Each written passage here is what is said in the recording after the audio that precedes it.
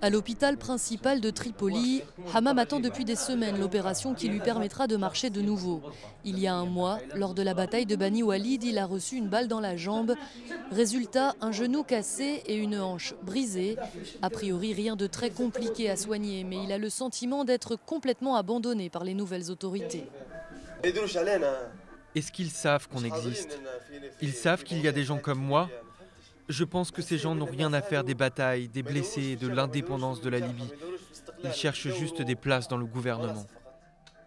Personne ne sait exactement combien de combattants ont été blessés pendant la Révolution, mais on estime qu'ils sont plusieurs dizaines de milliers. Et dans les hôpitaux, le manque de moyens est criant. Nous manquons d'équipements. Pour les médecins, la situation est bonne, mais les infirmières n'ont pas de formation pour s'occuper des blessés. Et honnêtement, même ceux qui ont des blessures légères ne veulent plus être soignés en Libye. Rien que dans cet hôpital, 36 blessés ont déjà été évacués à l'étranger où ils peuvent bénéficier de meilleurs soins.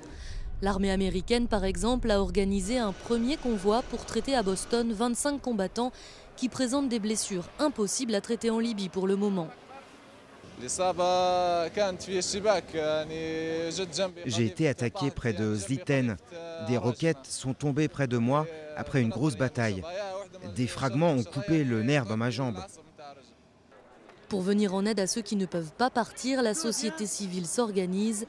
Des ONG tentent de lever des fonds auprès des Tripolitains grâce à des ventes de charité.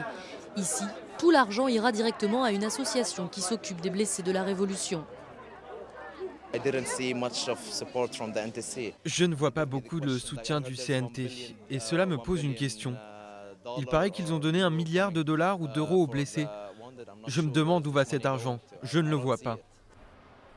Chaque jour, les blessés de guerre sont plus nombreux à réclamer des soins à l'étranger, mais cela coûte des millions de dollars. Pour le moment, ils sont 3000 à avoir quitté la Libye.